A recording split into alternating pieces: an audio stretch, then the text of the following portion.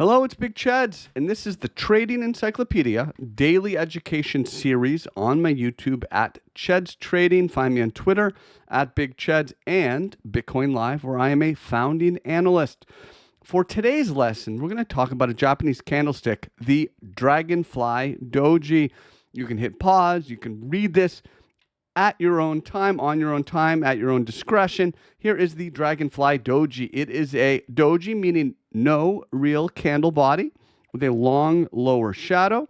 This candle should come after a downtrend. Here are some examples of other dojis, but the Dragonfly Doji closes near the peak of the session.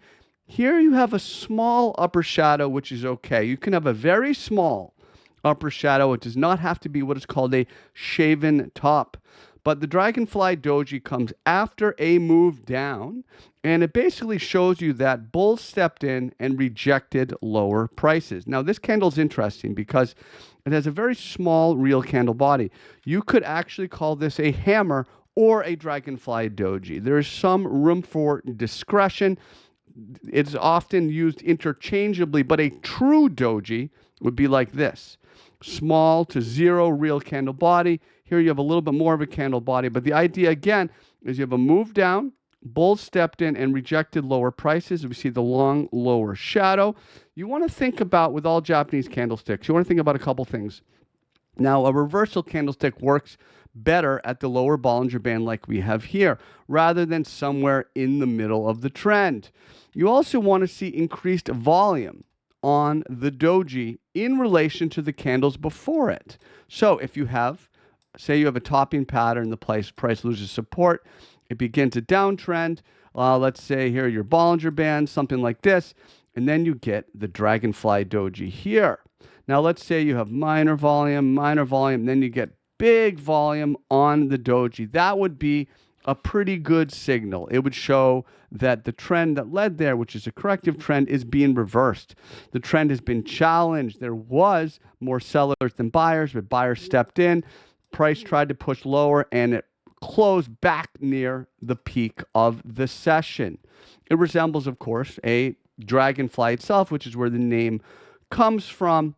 So what is the difference? Well, you know, hammer versus Dragonfly Doji are essentially the same candle, right? The only difference is the construction of a real candle body. And, you know, you could have like a red hammer with a decent candle body, or you could have a green hammer with a real candle body. Of course, the green is better.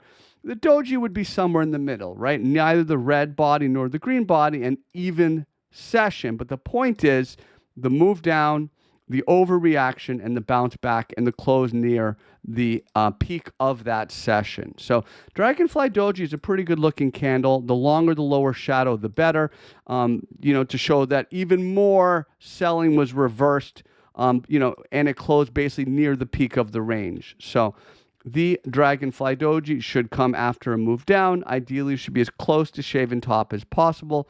And you want to have more volume on that candle than the prior candles. Pretty much all the standard stuff we want to think about with Japanese candlestick signals.